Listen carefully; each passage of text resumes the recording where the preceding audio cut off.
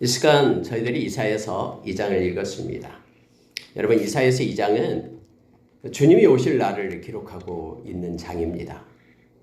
예수님께서 이 땅에 오시기 약 700년 전에 이사야서가 기록되고, 또 그때 당시 예수님께서 이 땅에 오시기 전이었는데도 불구하고 마지막 때를 기록하고 있으면서 우리로 알게 합니다.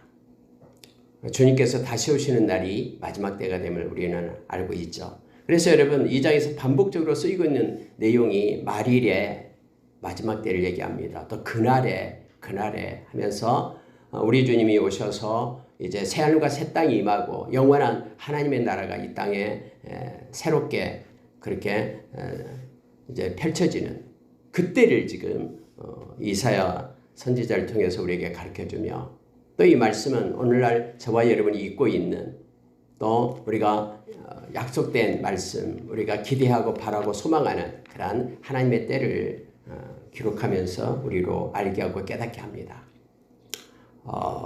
여러분, 내용을 보면은 이렇게 시작이 됩니다. 1절에 보니까 아모스의 아들 이사야가 받은 유다와 예루살렘에 관한 말씀이라.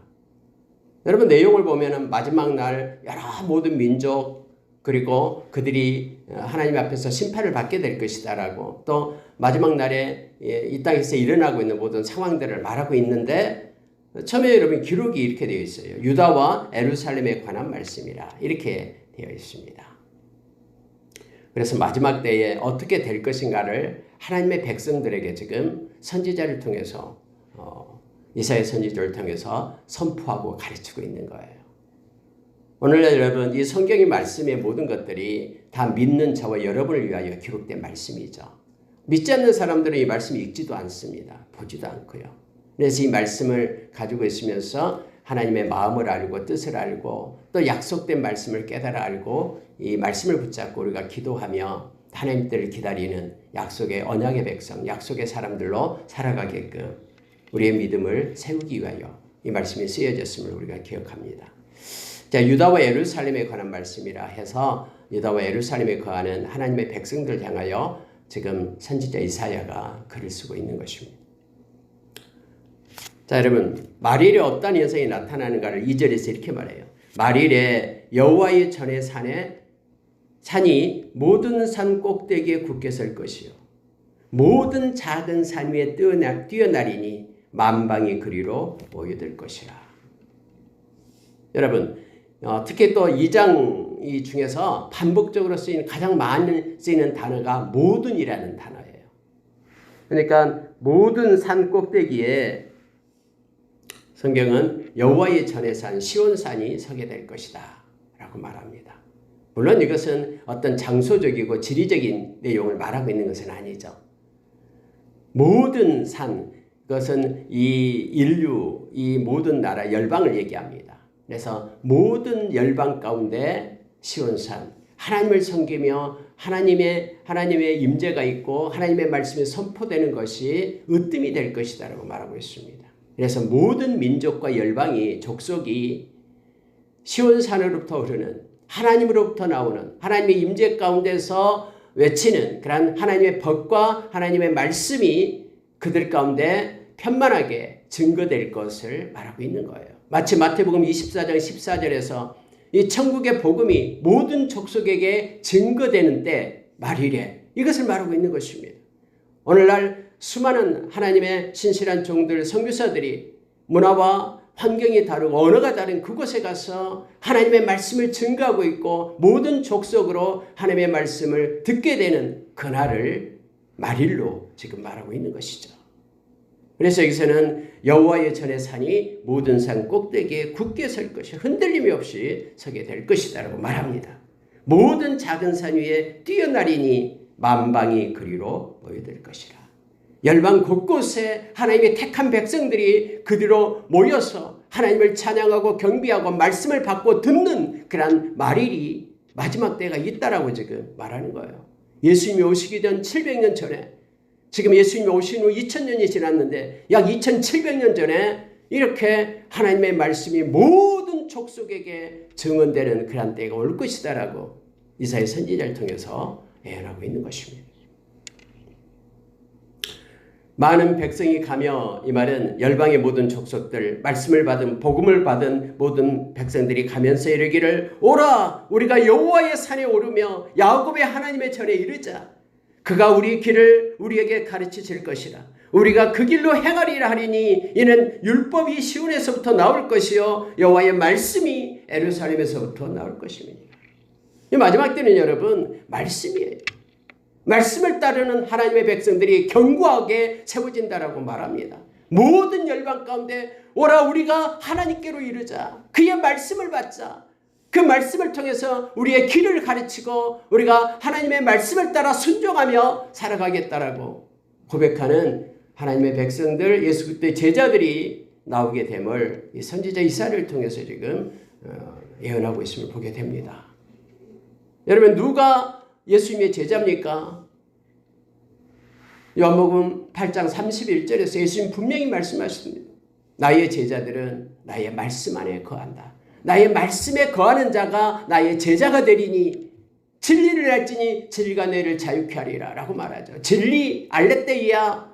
우리 주님이 진리죠. 나는 길이요 진리요 생명이다라고 말씀하셨죠. 하나님의 말씀은 진리, 진리 곧 하나님의 말씀. 성령님께서는 진리의 영이시고요. 말씀을 가르치시고 진리 가운데로 우리를 인도하신 분이 성령님이시죠. 결국 하나님의 말씀을 가지고 살아가는 이들이 예수 그리스도의 제자이며 또 하나님의 백성됨을 이 선지자 이사야를 통해서도 알 수가 있습니다. 그가 그의 길을 우리에게 가르치실 것이라.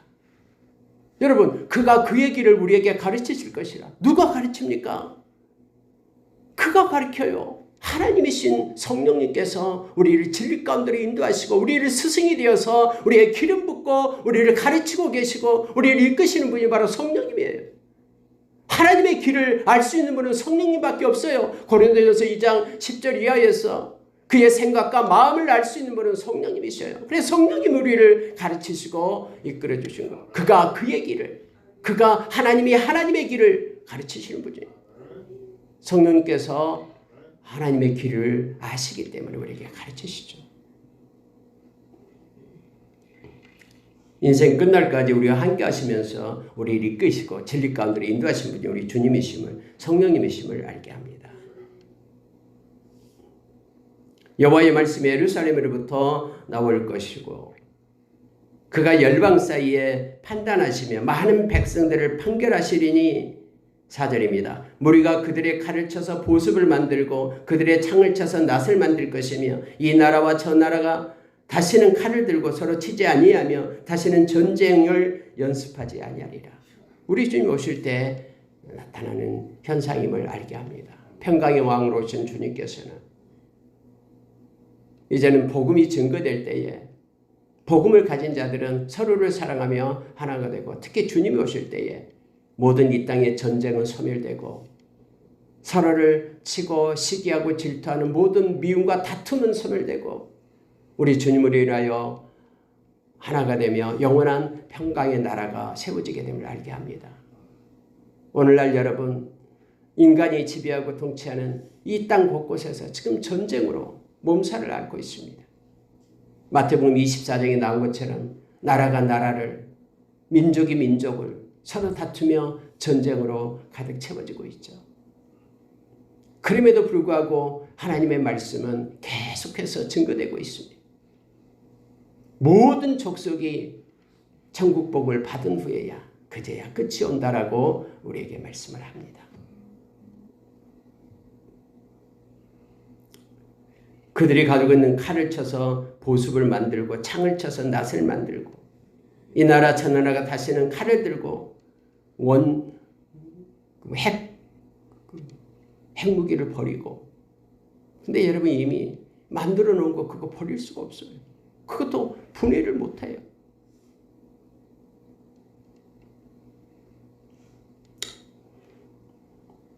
저와 여러분은 말씀을 붙잡고 이 나라의 또 열방에 나타나는 현상을 보면서 하나님의 벽들여 하나님의 긍휼과 자비를 구하는 기도를 하기를 원합니다. 여러분 5절을 보십시오. 여전히 야곱 족속아 이렇게 말합니다. 즉 이 말씀을 세상에 믿지 않는 사람들을 위하여 쓴 것이 아니다라는 거예요. 이와 같은 모든 마지막 때가 있다라는 것, 우리 주님이 오시고 심판의 때가 있다라는 것을 야곱 족속에게 쓰고 있는 거예요. 오늘날 믿고 있는 저와 여러분을 향해서 이 말씀을 외쳐주고 있는 것입니다. 이 하나님의 그러한 하나님이 말씀하신 것, 애언하는 것, 이것을 깊이 마음에 새기고 우리는 흔들리지 말며 아무리 세상이 요동하고 전쟁의 소문으로 가득한다 할지라도 우리는 그것 때문에 좌우로 치우치지 말고 하나님의 말씀과 기도로 하나님의 거룩한 자로 살 것을 요청하고 있는 거예요. 5절에 보면 야곱 족속아 오라 우리가 여호와의 빛에 행하자. 우리가 할 일은 하나님의 빛 가운데 행하자라는 거예요. 하나님을 떠나서 걱정하고 염려하고 의심하면서 불평하고 있지 말고 오라, 하나님께로 오라, 더 가까이 오라. 세상이 요동할 때 더 가까이 하나님께로 오라. 하나님의 빛 가운데서 우리가 행하자. 주께서 주의 백성 야곱 족속을 버리셨으면 그들에게 동방 풍속이 가득하며 그들이 블레셋 사람들 같이 점을 치며 이방인과 더불어 손을 잡고 언약하였습니다. 그 땅에는 하면서 연결이 됩니다. 그럼 하나님께로 빛 가운데 나오는 방법이 뭐냐라는 것을 가르쳐주고 있어요. 어떻게 하면 하나님께로 나아갈 수 있느냐 말씀은 조목조목 안내해 줍니다. 하나님이 지금 야곱 족속을 버렸다라고 말합니다. 근데 버리신 이유가 뭐냐면은 동방 풍속이 가득하며 이렇게 말하고 있죠. 여러분 그때 당시 그 이스라엘에게서 동방이 어느 쪽이에요? 바벨론이에요. 바벨론, 아수르, 강대국이 있는 바벨론, 아수르. 그들이 강대국이 되니까 그들이 하나님을 버리고 그들의 풍속을 본받는 거예요. 본따요. 특히 여러분 아하스 왕이 있잖아요. 아수르에 가서 모든 아수르 신전을 모방했다가 하나님의 성전을 다 걷어내고 그거 신전을 모방해갖고 막 짓고 풍속을 따르고 야단났잖아요. 이 우상쟁이 아하스 왕. 그 시대에 지금 이사야가 지금 전하고 있는 것입니다. 블레셋 사람같이 점을 치며 블레셋이 남쪽에 있는 지방이죠. 블레셋 사람처럼 점을 쳐요. 지금 팔레스타인 지역을 얘기합니다. 이방인과 손을 잡고 언약하였습니다. 서로 짝하면서 불의와 타협하고 하나님을 섬기지 않는 것에 타협하고 같이 이방인처럼 그렇게 하나님 앞에 그렇게 나왔다라는 거예요. 그 땅에는 능금이 가득하고 보화가 무한하며 그 땅에는 마필이 가득하고 병거가 무수하며 그 땅에는 우상도 가득하므로 그들이 자기 손으로 짓고 자기 손가락으로 만든 것을 경배하여 천한 자도 절하고 귀한 자도 굴복하오니 그들을 용서하지 마옵소서. 그들을 용서하지 마옵소서. 이것은 이사야 선지자의 말이에요. 하나님 말이나 됩니까? 회개하지 않는 자들 용서하지 마십시오. 하나님께서 은금, 보화 다 주고 마필 가득하게 하고 병거 무수하게 하고 하는 그 땅에 하나님이 주었는데 아니 그걸 가지고 하나님을 찬양하고 경배해야 됐는데 하나님만 버려버리고 우상들로 가득하게 했는데 하나님 어떻게 이럴 수 있습니까? 하나님이 용서하지 마십시오 하면서 이사야 선지자가 하나님 앞에 지금 마음을 쏟고 있는 내용이에요. 하나님이 주었는데 하나님 것을 가지고 하나님이 주지 않았다라고 우상한테 바치고 있고 우상을 섬기고 있는 이 우상이 가득한 이 땅을 하나님 용서하십시오. 역설적으로 그렇게 말하는 거죠. 하나님 용서하지 마십시오.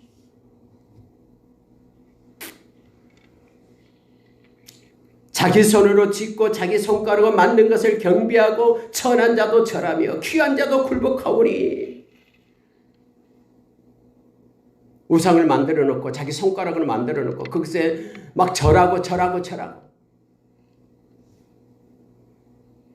귀신에게 귀신의 상을 겸하여 섬길 수 없다라고 말하는데 어떤 사람들은 이렇게 무슨 이게 성묘한다고 절하고 이런 것을 괜찮다고 생각하는 악한 자들이 있어요.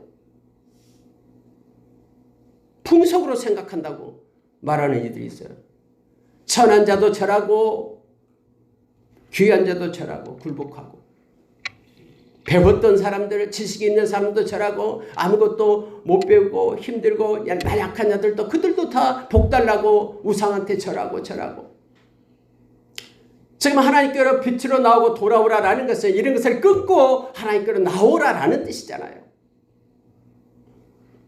마지막이 되기 전에 하나님 앞에 서기 전에 하나님께로 돌아오라라고 얘기합니다. 호세아서에도 동일한 내용이 있잖아요. 하나님이 다 주신 것인데 그 하나님이 주신 걸 가지고 다른 우상한테 가서 감사합니다. 이렇게 얘기하는 거예요. 아버지가 다 먹여주고 그렇게 기르고 양육하고 모든 것 좋은 것을 다 줬는데 그것을 아버지한테 감사하다고 하는 게 아니라 옆집 아저씨한테 찾아가서 고맙습니다라고 경배하고 아버지에게는 선물도 안 사는데 옆집 아저씨 선물을 사가지고 가서 경배한다라는 거예요. 이게 우상이다라는 거예요.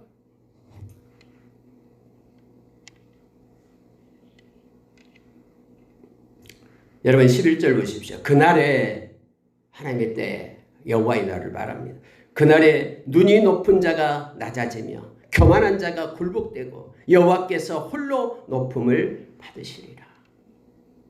그들은 하나님이 주신 은금, 그들이 하나님이 주신 지혜, 지식 그걸 가지고 우상을 만들어 우상을 섬기지만 막 우상을 높이면서 고맙다고 우상에게 넙죽넙죽 절하지만 하나님의 때에 그날에는 하나님만이 높임을 받으실 거다라는 거예요. 다 지식이 온전해져서 하나님이 다 하셨다라고 우상은 아무것도 아니다라고 하나님만이 높임을 받게 된다라고 말합니다. 교만한 눈을 가지고 행했던 것들 그런 자들이 낮아지게 될 겁니다. 교만한 마음을 가지고 그렇게 행했던 이들이 낮아져서 굴복되게 될 겁니다. 12절에 보니까 대저만군의 여호와의 날이 모든 교만한 자와 거만한 자와 자고한 자에게 임하리니 그들이 낮아지리라. 말씀은 분명합니다. 자기를 높이는 자는 낮아지고 우리 주님을 높이는 자는 주님이 그를 붙들어 높이심을 자기를 주님 앞에 낮추는 자는 주님이 높이심을 성경은 말하고 있습니다. 이 세상은 패역한 세대에서 이 세상에서 의인들이 핍박을 받고 악인들이 형통함을 누리고 있는 약한 세대에 있지만은 하나님의 때에 하나님의 심판의 날에 모든 것들이 말씀대로 이루어질 겁니다. 그래서 여러분 다음부터 나오는 모든 것들이 반복되는 단어가 바로 높은 단어입니다. 여기서 교만한 자, 거만한 자, 자고한 자, 스스로 높인 자를 자고한 자라 얘기하잖아요. 그들은 낮아지게 될 겁니다. 13절 이하 보십시오. 레바논의 높고 높은 모든 백향목, 바산의 모든 상수리 나무, 모든 높은 산과 모든 솟아오른 작은 언덕과 모든 높은 망대와 모든 견고한 성벽과 다시스의 모든 배와 모든 아름다운 조각물에 이말이니 그날에 자고한 자는 굴복되어 교만한 자는 낮아지고 여호와께서 홀로 높임을 받으실 것이요. 여러분 모든이에요. 예외가 없다라는 거예요. 이 모든 인류에 존재하는 모든 것에 심판이 임함을 알게 합니다. 한쪽은 심판은 받지 않고 이게 아니에요. 모든 민족과 모든 교만하고 자고하고 거만했던 하나님을 무시하고 알지 못했던 그래서 하나님의 말씀을 받지 못하고 자기의 방식대로 교만하게 살았던 이 땅에 존재하는 모든 열방의 곳곳에 있는 모든 이들에게 임한다라고 말합니다. 심판의 때를 피해갈 수 있는 자 아무도 없습니다. 그러면서 지금 이사야 선지자는 야곱 족속아 유다와 예루살렘 사람들아 이 말을 들으라 하면서 너희들은 빨리 돌이키라. 부러워하지 말라. 바벨론 부러워하지 말고 애굽 부러워하지 말고 아수르 부러워하지 말고 그래서 그것들 본받으면서 그들 전통 풍속 그것 가지고 하나님 앞에 배역하지 말고 그들 모든 족속들 다 하나님 앞에 심판의 때가 있으니 너희는 참신이신 하나님을 알아서 빨리 하나님께로 돌아오라 라는 외침 아닌가요?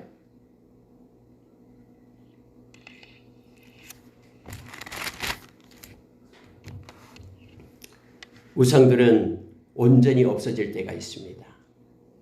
부끄러움을 당하고 수치를 당하는 하나님 아닌 다른 것들을 섬기는 것들은 다 하나님 앞에 심판받을 때가 있다라고 말합니다. 18절에 우상들은 온전히 없어질 것이며. 여러분 이 땅에서는 이렇게 말합니다. 무슨 전번에도 막 하잖아요. 무슨 스님과 또 목회자, 뭐 신부가 만나가지고 우리 종교인들끼리 잘해봅시다. 세상을 좋은 세상으로 만듭시다 하면서 에큐메니컬 운동을 하잖아요. WCC. 그러나 여러분 마지막 때는요. 오직 예수 그리스도만이 우리의 구세주가 됨을 성경은 말합니다. 천하인간의 구원을 얻을 만한 다른 이름을 준 적이 없어요. 다 심판받고 부끄러움과 수치 가운데 있게 될 것입니다. 그들을 불쌍히 여겨야 됩니다.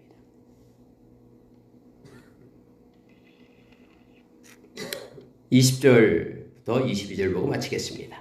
사람이 자기를 위하여 경배하려고 만들었던 은 우상과 금 우상을 그날에 두더지와 박쥐에게 던지고. 아니 여러분 왜 두더지와 박쥐에게 던집니까? 그들이 속았다라는 거예요. 그들이 정말로 이거 빌면서 그렇게 고행하면서 살면은 구원을 얻을 줄 알았는데 헛것이다라는 것을 그날에 알게 된다라는 거예요. 오직 심판주로 오시는 주님 앞에서 그들이 알게 돼요. 그래서 속았다라고 하면서 그들이 섬기고 있는 모든 것들, 우상들 다 집어 던진다라고 말합니다. 두더지와 박쥐에게 던진다라고 말합니다. 그렇게 고상하고 무슨 뭔가 신비한 것을 아는 것처럼 뭔가가 영적인 뭔가 비밀을 아는 것처럼 포장했던 모든 것들이 뜯겨져 나가고 예수 믿지 않는 모든 이들은 또 우상을 섬겼던 모든 이들은 다 결박되고 심판의 자리에 이르고 불못에 던져지게 됨을 알게 합니다. 다 헛것임을 깨닫게 된다라고 말합니다. 그럴싸하게 포장하고 행했던 모든 종교의식들, 모든 것들 다 페이크고 다 가짜이고 심판받아야 마땅하고 심판 아니면 말고가 아니에요. 악한 자를 섬겼던 모든 것들이 불못에 던져지는 영벌에 처해지는 그런 일이 있게 됨을 성경은 가르칩니다. 22절을 보시기 바랍니다. 너희는 그래서 인생을 의지하지 말라.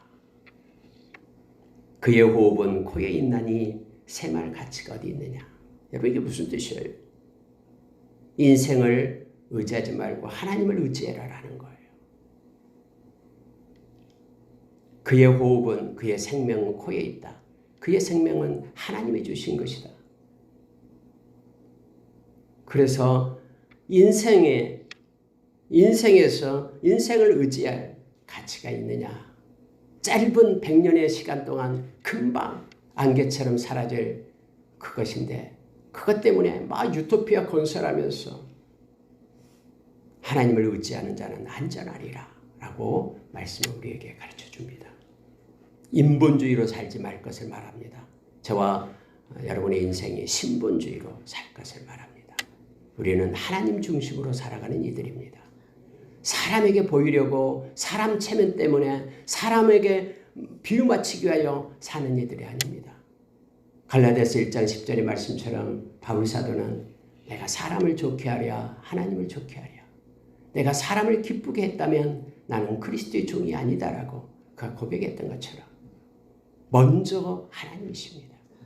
그리고 하나님을 섬기게 될 때 그 사랑으로 이웃을 인간을 사랑할 수가 있습니다. 하나님이 아닌 인간이 앞서게 될 때는 하나님을 버리게 됩니다. 그러면 인간 사랑도 못하게 되는 것입니다. 성경이 가지고 있는 영적 원리가 바로 그거죠. 그의 나라와 의를 구할 때 이 땅에서 필요한 모든 것들이 우리에게 공급됨을 마태복음 6장 33절에서 우리에게 가르쳐 줍니다. 우리가 잘 아는 사도행전에서 17장에서 나오죠.